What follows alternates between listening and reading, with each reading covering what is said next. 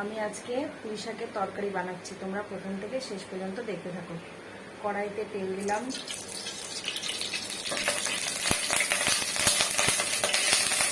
বড়িগুলোকে ভেজে নেব।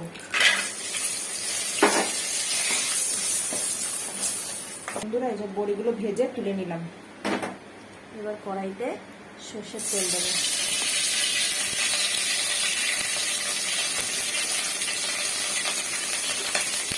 দেবো একটা শুকনো লঙ্কা আর দেবো পাঁচফোড়ন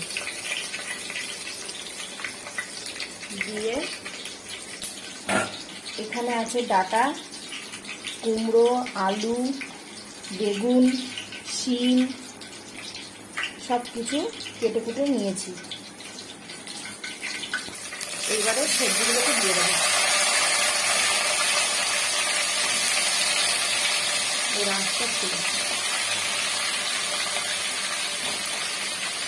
এই যে শিম টিম সব দিয়ে করছি।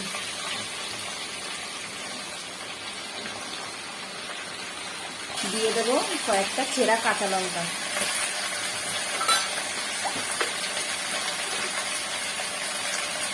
দিয়ে দেবো স্বাদ মতো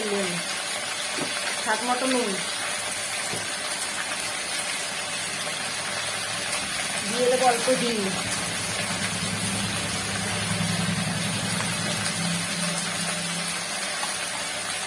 দেবো হলুদ গুঁড়ো। এবার এটাকে একটু নেড়ে নেব। যা যা মশলা দিলাম সব এগুলো একটু নাড়াচাড়া করে নেব। দেখো বন্ধুরা, এবারে টমেটো তোমার পেস্ট করে রেখেছি, এটা এবার দিয়ে দেবো টমেটোটা। কুচনো শাকগুলো দিয়ে দেবো।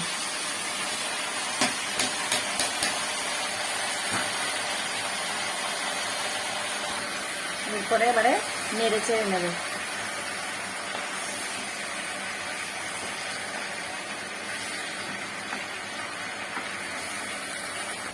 বন্ধুরা, এবার স্বাদ মতন চিনি দিয়ে দেবো।